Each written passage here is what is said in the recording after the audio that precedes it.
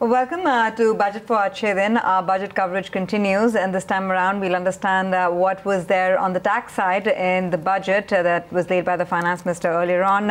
We have our tax panel with us, Pranav, Sayta, tax partner EY. There's Dinesh, Kanabar, CEO Dhruva Tax Advisors, and former Deputy CEO KPMG joining us on the panel as well. And there's Parikh, Chief Mentor BMR and Associates LLP on the panel too. Good evening to all three of you. Pranav, I'll start off with you first.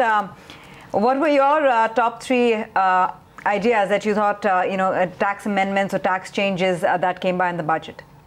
I thought GAR was very much expected, and it's a very, very welcome deferral of GAR. 2 years seems to be reasonable as well. The fact that he has grandfathered investments made up to 31st March 2017 is again a very welcome move. So I think that's the big positive.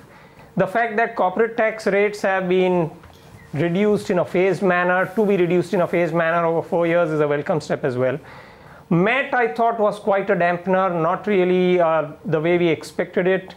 It's only for FIIs earning capital gain on the stock exchange that he's reduced MAT or said that MAT will not apply. That may actually impliedly mean that it applies in all other cases to foreign companies. And the fear, of course, is the revenue probably will say that the very fact that for FIIs earning capital gains on the stock exchange, MAT does not apply means that generally otherwise to foreign companies it does apply. Today, generally the interpretation is and the custom is that foreign companies not having a presence in India in the form of a permanent establishment are not subject to MAT. So actually the amendment, if it is made, might impliedly suggest something different, and therefore one hopes that it is clarified that it applies to all foreign companies not having presence in India. So I think these three will be my top items in this budget in terms of discussion points. Yeah, maybe that was an oops moment, and let's see if that gets clarified or no. But Bobby, knowing Pranav the way I do, I doubt he misses too many points. But anything else that stood out for you which Pranav hasn't spoken about? So I think two other points. One is the whole business on indirect transfers, which is the sort of Vodafone transaction which happened a few years back and led to a retrospective amendment of the income tax law. It's been an amendment which has actually hurt many transactions, but with no clarity on how those provisions actually operate. So retrospectivity aside, what the budget now seems to have done is to bring clear rules into how those provisions should operate, which is something which was awaited and which is a good thing to have. And that provides clarity for all those kinds of transactions, which actually has been a big pain point. The other one is, which has been mixed, I think, is from what I can see, is the whole tax provisions and the taxation framework around REITs and infrastructure investment trusts, where there was a framework which was introduced last year. It wasn't particularly conducive, and there was much hope that this budget would fix the gap so that we could actually see REITs getting off the ground. I think what has been achieved so far is that there has been one clear wish which has been or desire which has been addressed by the budget. But there were a few other matters which are also fairly critical to the economics of a REIT, of an effective REIT framework, which don't seem to have been addressed. And so we have to think more about how this is going to play out and whether we will see actually REITs happening in the market in the coming financial year. Dinesh, opening comments from you as well. You want to add to that list? A couple of things. I think first, maybe from a directional framework, after a long time, I have seen a finance minister talk about stability and provide a framework of a rate of tax at least for the next 4 years. We haven't seen that happen. So when somebody comes back and says we are at 30, we need to go down to 25, and this is how we'll go about doing it, a very, very welcome thing. Second is the abolition of wealth tax. A very welcome move, because it was a lot of work for all individuals and corporates. Substituting it by a 2% increase in surcharge is again leading to a tenfold increase in collection, but really without making any tax laws any more complex at all. So I think a very, very nice, very welcome move. Just imagine you don't have to do filings, assessments, appeals, all of that gone. And the third thing I would talk about, which I think is really a good step in the right direction, for one of the biggest issues where litigation is happening in taxation is in the field of transfer pricing. And transfer pricing, as you know, applies when there is a transaction between associated enterprises, one which is Indian, other which is overseas. And The threshold limit for that at this point of time was 5 crores. The threshold limit has been revised to 20 crores. Now, that's not a small tinkering around. We are now saying that entities which have transactions up to 20 crores will not have to comply with transfer pricing provisions. Only others have to. And when you are of that size of more than 20 crores of associated enterprises transactions, you really do have the sophistication to carry out transfer pricing. So I see a step in the very right direction in respect of these 3 items. You know, Pranav earlier mentioned about, or rather Bobby mentioned about indirect transfers and a lot of clarity which has come around there. I think I'm seeing still some misses out there. One is that there is a need for a pro rata taxation for which rules have yet to come about, and I'm a little bit worried as to how those rules will come about. There is an exemption for de minimis transfers, which is up to 5%, whereas the recommendation from the Shom committee was 24%. But barring those, barring that, a very, very welcome change. Actually, I was going to come to that we broke this story, I think, day before yesterday, that the threshold limit of 50%, there was no clarity earlier, and now there is clarity, and that itself is a big thing. But Dinesh, I believe you're saying that there could have been some more things that could have been done there.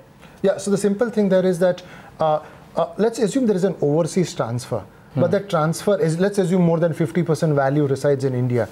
But this is a transaction which does not result in a change of control. It's, for example, there's a listed entity. So one of the suggestions was that listed company changes should be outside the purview. There are known examples, the WNSs of the world, the iGates of the world, where everyday shares are being transacted. So there were a number of suggestions. One was exempt listed company transfers. Second was exempt de minimis transfers, meaning where there is no change of control.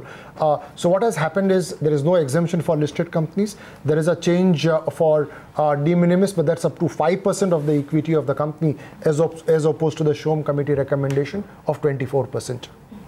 But broadly, you would also agree, Pranav, the fact that this would, encourage a lot of cross-border M&A, some focus and thrust being laid on that front?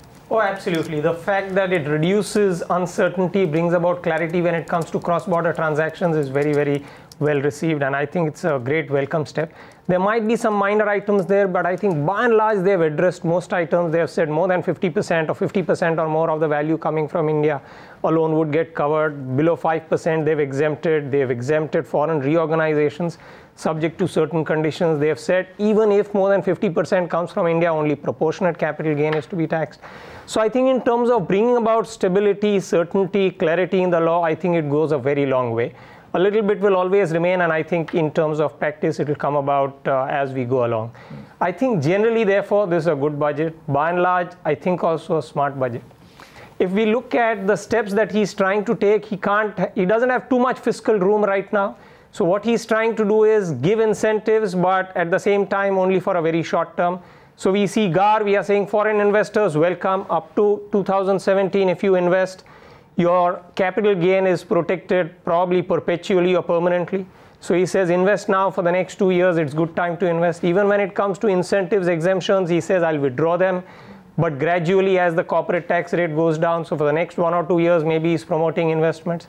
So all in all, he's trying to give a fillip to investments in the short term and trying to say that over the long term, you'll have a much better, lower corporate tax rate, globally competitive corporate tax rate. So smart budget, I think, overall. Yeah, okay, stay on, gentlemen. So much more to speak about. Let's take that very, very quick break. We come back and continue our conversation with all our 3 experts on the key takeaways of the budget on the tax front. All right, back with this special discussion on the post-budget implications on the tax front, both direct and the indirect tax front, and in conversation with our 3 experts. And, Bobby, I want to come to you. We had a ratings person in our studios, and he mentioned that there could have been more done to, bring out decrease in the interest expense for the government for the next 3 or 4 years. And one of the things that could have been done would have been to get more indirect taxes. I mean, he made points about how luxury goods could have been, taxes could have been increased on some luxury items, so on and so forth, essentially widening the tax base. And maybe even these black money laws that have been brought in is probably done with that intent as well. Do you think enough was done in this budget, or could a couple of more very, very simple points been brought about? Well, I think, what he's done is that he's increased the service tax rate by 2 percentage points. He's increased excise duty by some amount. And there has been a contraction of the the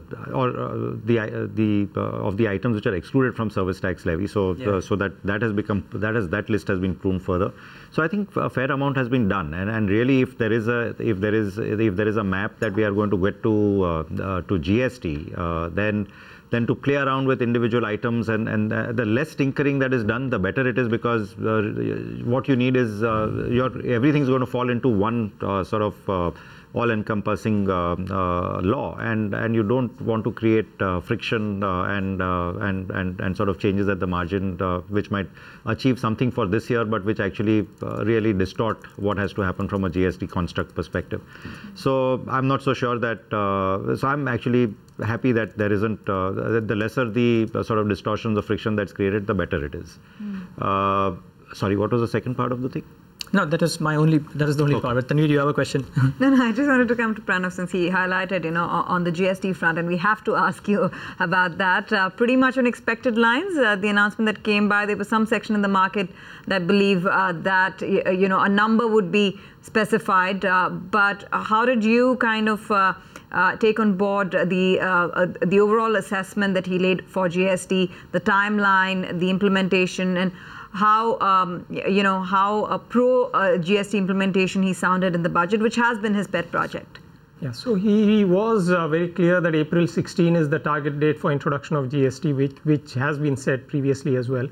What I think would have been good to have would be a clear roadmap of the timelines of each of the steps. So when does he feel the constitutional amendment bill will be passed? When does the GST bill itself get ready? When will the rules be announced, and so on, so that industry knows clearly what's the roadmap between now and April 2016. That's something that I would have been happy with. As regards the number, I can understand that I don't think the GST rate, or what exactly would be the revenue neutral rate, which would be the final GST rate, is something that he could have come out right now. So I'm okay with that. But I would have been happy with at least a clear roadmap with a timeline as to by when various things would happen between now and April 2016. That would have been a great plus for industry to get ready to welcome and embrace GST. Dinesh, I somehow want to sneak in a market perspective, since I talk about the stock markets. Two things that people were probably hoping for. One, that the MAT clarity on FIs, and I think that came about. Postponement or deferment of GAR by 2 years, that was the minimum or the least expected, and that has come about as well. Do you think enough was done to keep the FIs happy? I mean, there were some changes even on foreign fund managers and their location characteristics as well. Do you think enough was done on that front? I would think so. As Pranav alluded to earlier, there is this anomaly at this stage that if it's only the capital gains income which is exempt, that applies only to FIIs. So again, what happens to other FPI? What happens to interest, which suffers tax only at 5% on ECBs? And therefore, would there be a book profit tax? So one would have hoped that that was larger ambit. But from a market's perspective, since you mentioned this, all the three items. First is to clarify that presence of a manager in India does not create a permanent establishment is a positive. Number two, the fact that there is no MAT on FII is again a positive. And the third is that GAR has been postponed by 2 years. All three are very positive from that perspective. Bobby, comment on REITs, and I think we would just want a quick round of opinion on that as well. From a market standpoint, that would be key too. While they have made the instrument more attractive from a tax standpoint, allowing some exemption on long-term capital gains tax for exit by sponsors, would you have been more happy to hear something done for foreign investment in REITs? So that actually, is not strictly a budget issue, because that has to be addressed by the FDI policy and and whatever comes out of the Reserve Bank. So it should happen, and really, I don't know that it particularly needs a mention in the budget itself. But there were a few other issues in the REIT taxation framework which have been identified as potential pain points to getting a REIT functional. So one of the things was, of course, that if a sponsor contributes assets into the REIT and gets units in exchange, then will he get capital gains exemption on those units when he subsequently, if he were to ever sell those units? And that's something which the budget has now addressed and said that he will get capital gains exemption. So that's one important aspect which has been addressed. Yes. But there are, one of the other big issues with the REIT was that most assets tend to be held in SPVs, and what will therefore go into the REIT will be shares of the SPVs, which in turn own the assets. and the SPVs will pay tax, and then post-tax profits will be distributed as dividends to the REIT, which will then get passed on to the investors. And the addition, this 22%, the 20% dividend distribution tax is something which erodes the effective yield that reaches the investor. And therefore, there was I think there was a big hope that, there were certainly many representations made to try and find a way in which you could sort of cap the tax at the rate of tax, the tax that the SPV suffers, and then not have a distribution tax. But that doesn't seem to have been done away with. So I think the yield arithmetic, I think, still remains an issue. And then there is a few other technical issues. There is, when the developer contributes assets into the REIT, he could potentially be liable to MAT, and there's no relieving of that, which is coming through in the budget. There were representations made that maybe we should get these SPVs, allow these SPVs to convert into LLPs, and then waive tax on the conversion, specifically if they were converting for the purpose of going into a REIT. That's also not happened. So I think that there were expectations that existed, and what the changes don't go all the way in terms of addressing those. And to that extent, there will be some people who will be, not entirely satisfied with what's come out in the budget. Pranav, you want to add to that? I also thought that there was an expectation that FPIs would be allowed, and I believe that there has been no clarity on that front as well. Yeah, absolutely. So I would feel, while it was not necessary to be part of the finance bill, of course, because it doesn't require an amendment to the Income Tax Act, but the budget speech sometimes is a far greater exercise, announcement of the government's policy. And therefore, I would have welcomed some policy announcement on that front as well in regard to investments by foreign investors when it comes to REIT structures. I was really hoping that that announcement, at least in terms of policy, would have come across in this budget speech. Okay, last round of questions really before we wrap up the show. And Dinesh, let me come to you. What else do you, to your mind, was a glaring miss or something that was a hit but we haven't touched upon as yet? There are 2 points which have happened really, which I think deserve attention. First is this entire emphasis on black money. I think the significant change to say that if you are found to have assets overseas, it will be regarded that you are sort of indulging in or violating Money Laundering Act. I think it's a very significant thing. The amount of imprisonment has been increased 7 years to 10 years, etc., and the government's determination to go after people who have got assets overseas. And per se, one would really welcome that, but only one is hoping that this power is not abused, because when I've seen in practice that when officers can really go after you and there is a threat of imprisonment, what can that lead to? The provision made by the proposition paid by Finance Minister that is going to sort of set up a committee to look into how payments beyond a particular amount, even if not claimed as a tax deduction for personal purposes, could be made using a credit card is a very, very welcome thing. In fact, that was something which FICCI, and I chair the FICCI tax committee, we had made this recommendation, and I'm glad he has accepted that. If that happens, really you will see a broadening of the tax base, and really that's a very, very welcome thing. The second point I just would like to table is a new provision which has been sought to be introduced, which is with regard to residence of companies, where the proposition is that a foreign company, if it has got a place of effective management in India, would be regarded as a resident of India and therefore liable to tax in India. I'm just a bit concerned about how these provisions will play out, particularly where you have Indian companies which have got subsidiaries overseas and some part of the management is in India. Really, how will one play this out is something which remains to be seen. So these two are, I think, important things. One miss I might just put is that I do wish that the Finance Minister would have done something on a settlement mechanism where one could really resolve matters rather than to carry them in litigation. There were a number of suggestions made to him, and I wish some of them would have found favor with him. Okay, fair enough, Dinesh. Hope the Finance Minister is listening. Bobby, come to you. Your final thoughts. How would you summarize what this budget entailed for taxpayers? So, I think that there are two thoughts that I had in my mind. One is something which Dinesh briefly touched upon. We do have a big issue with tax disputes and tax litigation, and this has to be, so the government's been going on also about it's they who use the word tax terrorism, and they sort of keep on making the point that they want to provide for a more stable, less adversarial tax regime, and there's a number of different actions which need to be taken in order to be able to address this problem. And so I would have thought, at least as far as the budget is concerned, that there should have been some more emphasis on dispute resolution and to find ways in which alternate channels and alternate ways in which disputes could be resolved, so that the one route that we have right now, which is choked, gets relieved to some extent, because there are alternate forums which are created to which taxpayers could turn to depending on what their assessment of the different forums was. So that's one thing, and I felt that there should have been some more focus on how dispute resolution was going to be facilitated more comprehensively than any mention of it in the budget.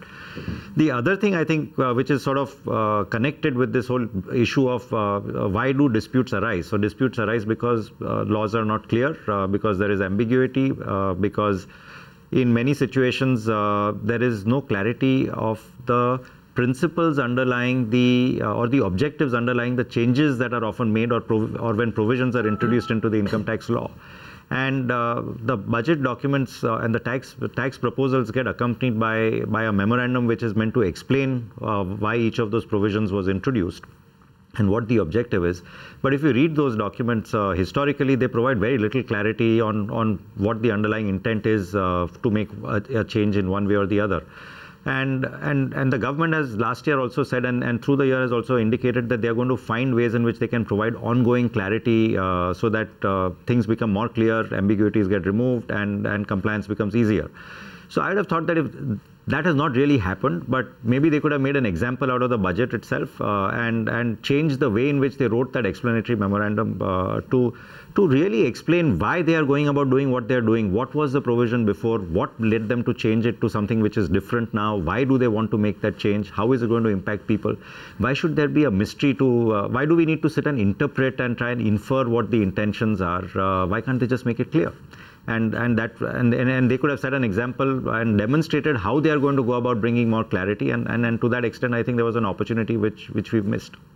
Okay, Pranav, I just want a more macro view on this entire issue, because a lot of focus this time around was laid on how India perhaps has a lower tax to GDP ratio compared to other countries, especially emerging markets. Do you think the finance minister has done enough to address that issue, to kind of, make it core to bridging the fiscal deficit over the next 2 to 3 years?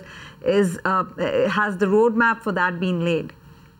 I think if we talk of tax to GDP ratio, there are 2-3 ways in which it can be addressed. One is, of course, increasing the tax base itself and bringing more taxpayers into the tax base. I think he is trying a little bit here, and some beginning has been made in terms of black money and the steps that he's trying there.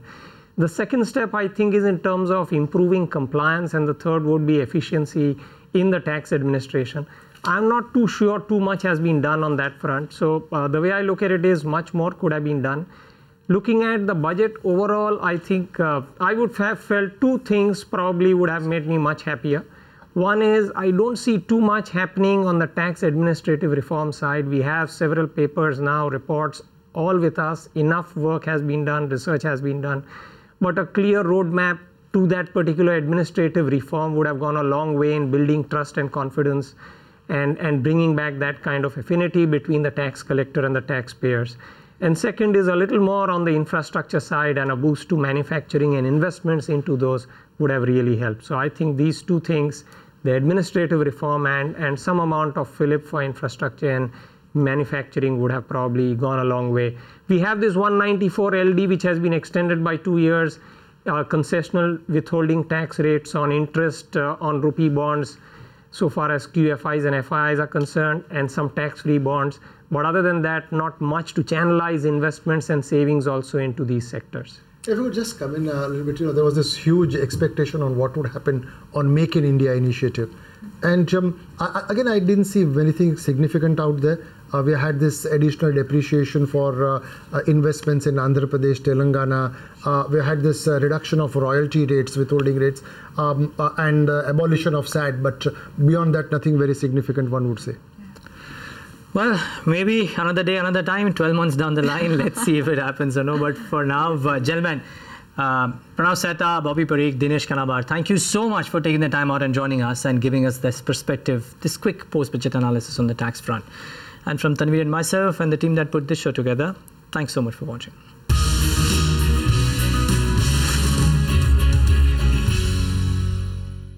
Find us on Facebook at facebook.com/ETNow and don't forget to click the like button. You can also follow us on Twitter at ETNowLive. To stay updated with all our programming, hit the subscribe button on our YouTube channel by logging on to youtube.com/user/ETNow.